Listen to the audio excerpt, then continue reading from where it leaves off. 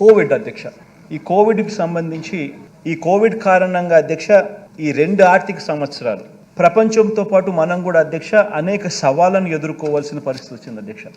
రాష్ట్ర ఆదాయాలు దాదాపుగా 66,000 కోట్ల రూపాయలు మనం కోల్పోయాం అధ్యక్ష ఈ 2 సంవత్సరాలలో. కోవిడ్కి సంబంధించి ఈ 3 సంవత్సరాలు 2019 నుంచి 2022 వరకు, 2019 నుంచి 2022 వరకు ఈ 3 సంవత్సరాలు ఒకసారి గమనించినట్టయితే అధ్యక్ష, రాష్ట్రానికి సంబంధించిన ఆదాయాలు మనకు రావాల్సిన ఆదాయాలు దాదాపుగా 66,116 కోట్ల రూపాయలు నష్టపోయిన పరిస్థితి మనం కనపడతా ఉంది అధ్యక్ష. అదే అధ్యక్ష ఒకసారి గమనించినట్లయితే అధ్యక్ష ఈ స్లైడ్ కూడా ఒకసారి చూస్తే కంపౌండెడ్ యాన్యువల్ గ్రోత్ రేట్ అంటే రాష్ట్రం ఇంతకుముందు 2015 నుంచి 2019 అంటే గత పాలనలో రాష్ట్రంలో స్టేట్ ట్యాక్స్ రెవెన్యూస్ ఏ రకంగా పెరిగాయి అని చెప్పి చూస్తే రాష్ట్రంలో పెరిగిన స్టేట్ ట్యాక్స్ రెవెన్యూస్ దాదాపుగా 13.29% ప్రతి సంవత్సరం compounded annual growth rate tax revenues పెరుగుతూ పోతూ ఉన్నాయి. అంటే నేను అంటా ఉన్నాను అధ్యక్ష, రాష్ట్రంలో ఆదాయం ట్యాక్స్ రెవెన్యూస్ ఈ సంవత్సరం ఇంత ఉంది అని అంటే రేపు సంవత్సరం పెరిగేదే కానీ తగ్గేది ఎక్కడా ఉండదు అని చెప్పి ఆ రకంగా గత 5 సంవత్సరాలు గత సంవత్సరం 5 సంవత్సరాలు చూస్తే state compounded annual growth rate of state tax revenues పెరుగుదల చూస్తే 13.29%గా ఉంది అధ్యక్ష. అదే పెరుగుదల అదే మాదిరిగానే అదే పర్సంటేజ్ 13.29% గ్రోత్ రేట్తో అడుగులు ముందుకు పడిందంటే ఆదాయం రాష్ట్ర ప్రభుత్వానికి ఈ ట్యాక్స్ రెవెన్యూస్ రూపకంలో 2,24,603 కోట్ల రూపాయలు రావాల్సింది అధ్యక్ష.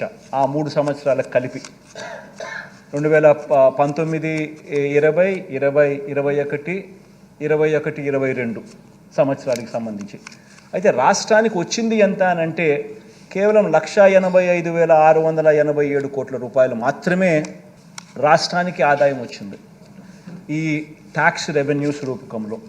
అంటే రాష్ట్రం ఈ 3 సంవత్సరాలలో నష్టపోయినది ట్యాక్స్ రెవెన్యూస్ రూపకంలో కోవిడ్ మహమ్మారి వల్ల 38,916 కోట్ల రూపాయలు రావాల్సిన ఆదాయంలో రాష్ట్రం నష్టపోయిన పరిస్థితులు అక్కడ కనిపిస్తూ ఉంటే, రెండో వైపున గమనించినట్లయితే అధ్యక్ష compounded annual growth rate central గవర్నమెంట్కి కూడా వాళ్ళ ట్యాక్స్ రెవెన్యూస్ కూడా ఏదైతే పెరుగుదల 12.76% పెరుగుదలతో వాళ్ళకు గత 5 సంవత్సరాలలో వాళ్ళకు ఉంటే వాళ్ళకు కూడా ఇదే మాదిరిగానే దెబ్బపడి వాళ్ళు స్టేట్ గవర్నమెంట్స్కి ఇచ్చే డెవల్యూషన్స్ కూడా వాళ్ళు కూడా ఇవ్వలేకపోయారు.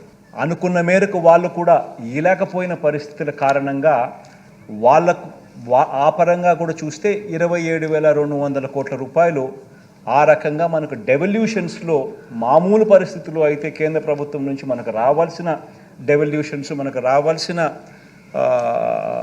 డబ్బులు కేంద్రం నుంచి మన వాటాగా రావాల్సిన డబ్బులు కూడా మనం కోల్పోవడం జరిగింది. ఆ 2 పరంగా చూస్తే 66,116 కోట్ల రూపాయలు రాష్ట్ర ఆదాయాలు మనకు నష్టపోయిన పరిస్థితులు ఈ 3 సంవత్సరాల కాలంలో మనం గమనించడం మనం క్లియర్ కట్గా కనిపిస్తూ ఉంది అధ్యక్ష.